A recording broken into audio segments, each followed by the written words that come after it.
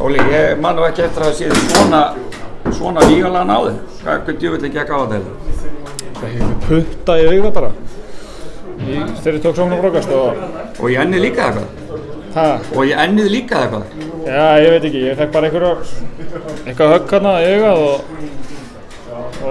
þetta er fínt, skilur, ég finn ekkert fyrir þessu, það er kannski glóður og það er bara, that's it, það er bara þetta snýst út af það að fá eitthvað, ég er í þessu út af því. Ef ég þekki þér rétt, þá er þér nokkurn veginn gjörsamlega saman þetta fyrst að Sigurður skilaði sér á réttum stað. Já, alveg slétt saman sko. Það er bara að við höfum unnið og bara, það var actually bara gaman að spila körfubolta aftur. Já, ég var einmitt á síðasta leik og þið hefðu raun geta verið í, ég orða þetta þannig, í hvítum búningum þá á móti Val, en þið voruð í svörtum búningum eða öfugt í dag. Þetta er bara eins og himinn og dagur. Hvernig skýrir munin? Það var bara leikgleði,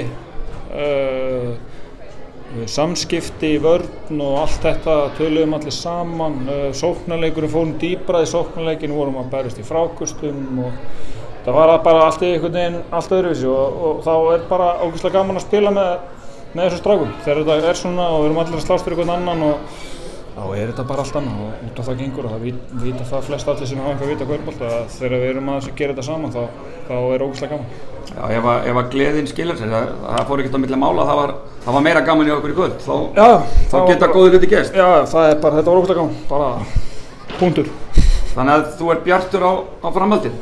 Já, bara byggja á þetta, fara inn í 5. daginn og spila á móti Njarðvíkingunum úti og bara byggja á þetta og mæta tilbúnir og hafa gaman og bara, já, gera þetta aftur bara fyrir hvern annan og þá fyrir Grindavík og þá getum við, þá erum við alls líklegir. Flott, takk. Takk.